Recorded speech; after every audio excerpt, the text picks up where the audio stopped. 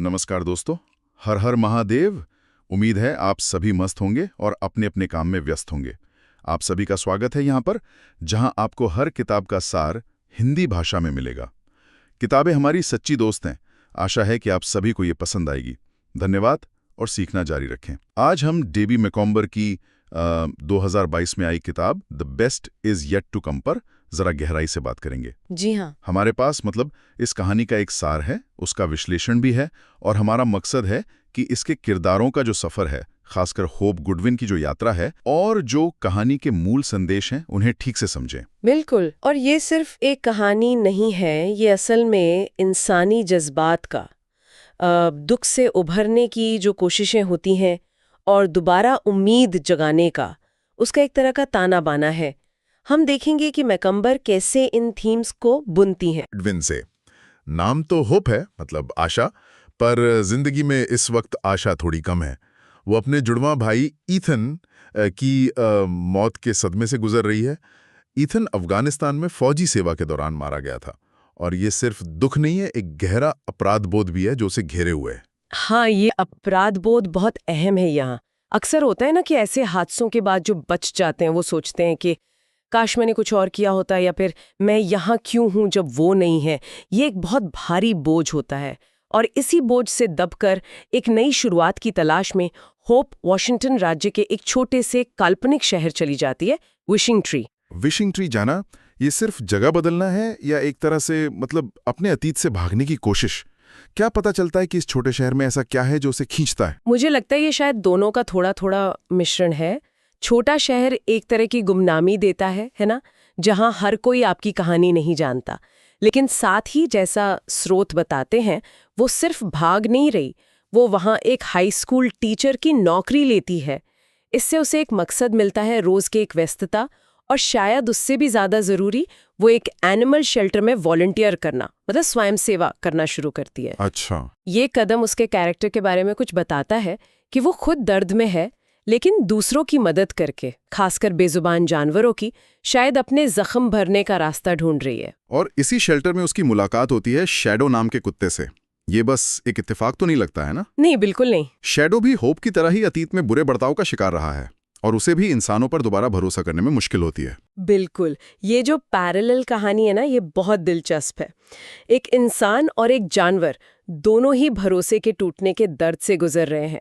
उनके बीच जो रिश्ता पनपता है, वो होप की इमोशनल रिकवरी में एक बहुत अहम मोड़ बन जाता है। शैडो का वो चुपचाप वाला साथ, बिना किसी शर्त का, शायद होप को उसी की जरूरत थी उस वक्त। एक ऐसा साथी जो उसे जज ना करे, बस उसके पास रहे। स्रोत बताते हैं कि ये जो जानवर इंसान का बंधन है, ये कहानी के इमोशनल कोर का एक जरूरी हिस्सा है।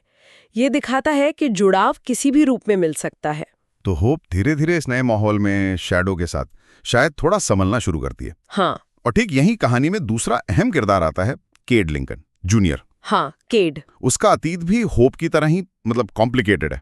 एक पूर्व सैनिक जो हाल ही में जेल से छूटा है। हाँ, केड का किरदार कहानी में वो दूसरे मौके वाली थीम को सामने लाता है।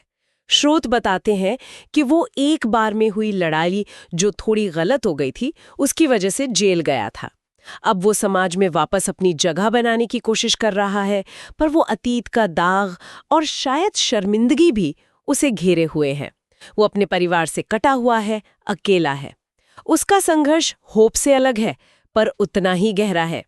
होप दुख और अपराध बोध से लड़ रही है, तो केड अपनी गलतियों के नतीजों और अकेलेपन से।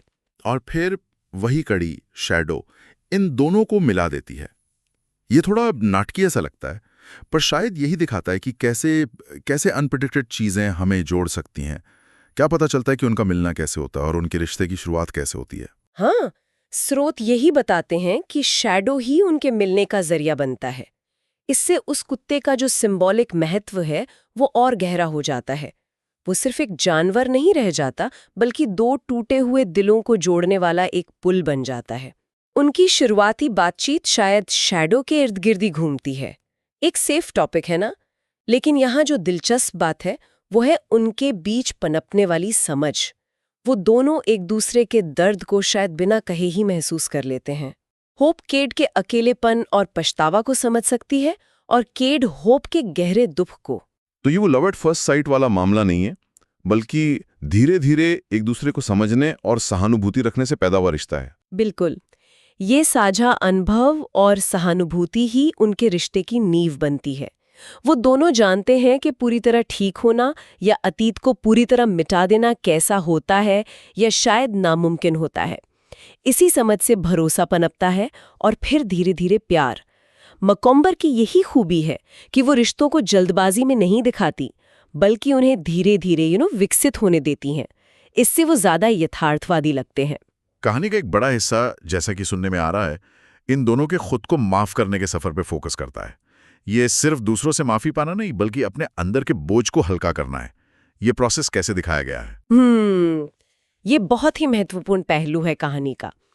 होप को ये मानना होता है कि वो अपने भाई की मौत के लिए जिम्मेदार नहीं है और उसे जीने का हक है, और केड को अपनी गलती स्वीकार करनी होती है, लेकिन साथ ही ये भी समझना होता है कि एक गलती उसकी पूरी जिंदगी को तय नहीं कर सकती। स्रोत बताते हैं कि ये जो अंदरूनी संघर्ष है वो उनके आपसी रिश्तों में और उनके अकेले के पलों में झलकता है। शायद बातचीत के जरिए, शायद अपने कामों के जरिए वो धीरे धीरे अपने अपराध बोध से बाहर निकलते हैं। ये जो सेल्फ फॉरगिवनेस है, खुद को माफ करना, यही उन्हें अतीत से आजाद होकर भविष्य की ओर देखने की इजाजत देता है। तो ये सिर्फ एक प्रेम कहानी से कहीं बढ़कर है। ये असल में पर्सनल ग्रोथ और रेजिलियंस, मतलब लचीलेपन की कहानी है कि भारी नुकसान और गलतियों के बावजूद क्या जीवन में खुशी और नई शुरुआत मिल सकती है। बिल्कुल, यही कहानी का मूल संदेश लगता है। ये दिखाती है कि जिंदगी हमें दूसरा मौका देती है, लेकिन उस मौके को अपनाने के लिए हिम्मत चाहिए और खुद पर काम करने की जरूरत होती है। होप और केड का रिश्ता उनके ठीक होने की प्रक्रिया का एक हिस्सा है, एक कैटलिस्ट है, लेकिन उनकी जो इंडिविजुअल जर्नीज हैं वो भी उतनी ही मायने रखती हैं। मैकोमेलिए बताती हैं कि भारी दुख या बड़ी गलतियों के बाद भी जीवन खत्म नहीं होता, बल्कि बदल जाता है, और उस बदलाव में भी सुंदरता और उम्मीद हो सकती है। किताब का टाइटल भी तो यही है, the best is yet to come, मतलब बेहतरीन अभी आना बाकी है। अगर हम मुख्य विषयों को समेटें तो पहला तो साफ है, हीलिंग और फॉरगिवनेस, उपचार और क्षमा, खासकर आत्म क्षमा। जी। दूसरा है दूसरे मौके का आइडिया कि अतीत हमें परिभाषित नहीं करता।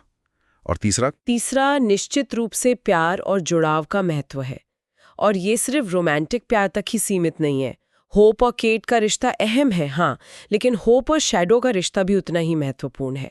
ये दिखाता है कि इमोशनल सपोर्ट के लिए मानवीय जुड़ाव कितना जरूरी है, चाहे वो इंसान से मिले या जानवर से। अकेलापन जख्मों को गहरा करता है, जबकि साथ साथ उन्हें भरने में मदद करता है। और क्या इसमें समुदाय की भी कोई भूमिका है, जैसे वो छोटा शहर विशिंग ट्री? हाँ, बिल्कुल। स्रोत बताते हैं कि विशिंग ट्री सिर्फ एक बैकड्रॉप नहीं है। छोटे शहर का जो माहौल होता है, जहाँ लोग एक दूसरे को जानते हैं, जहाँ त्योहारी मौसम में एक गर्मजोशी होती है, वो होप और केट के लिए एक सपोर्टिव माहौल बनाता है। बड़े शहर की गुमनामी के उलट यहाँ उन्हें शायद समुदाय का एक एहसास मिलता है, जो उनके अकेलेपन को कम करने और धीरे धीरे खुलने में मदद करता है। ये दिखाता है कि हमारा परिवेश, हमारे आसपास के लोग हमारी इमोशनल हेल्थ पर कितना असर डालते हैं। ये एक दिलचस्प सवाल भी उठाता है कि क्या हीलिंग के लिए ऐसा सपोर्टिव समुदाय जरूरी है। स्रोत डीवी मैकॉम्बर के लिखने के अंदाज के बारे में क्या कहते हैं? ऐसा क्या है जो पढ़ने वालों को उनकी कहानियों की तरफ खींचता है? मैकॉम्बर का अंदाज उनकी पहचान है, बहुत सौम्य, दिल को छू लेने वाला और इमोशनली गहरा, लेकिन भारीपन या उपदेश के बिना। स्रोत बताते हैं कि वो मुश्किल विषयों को भी, जैसे दुख है, अपराध बोध है, जेल का अनुभव है, इन सबको बहुत संवेदनशीलता और उम्मीद के साथ पेश करती हैं।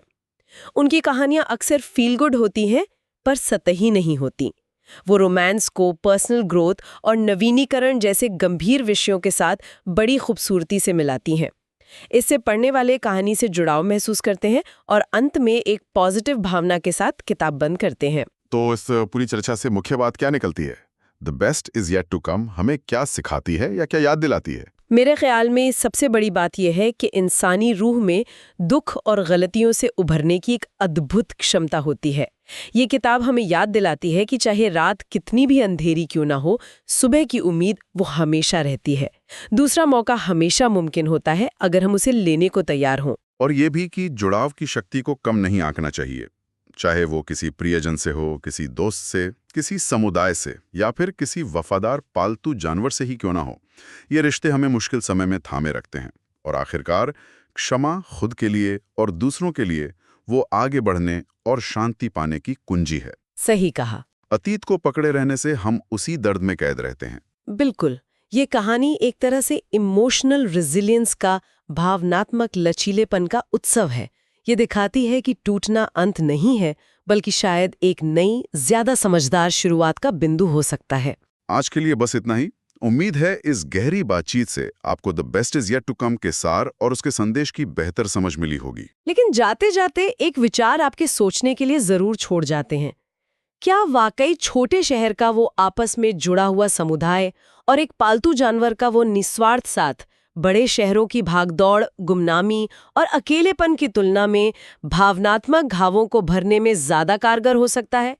क्या हमारा माहौल हमारी हीलिंग की रफ्तार और गहराई को तय करता है? इस पर जरा सोचिएगा।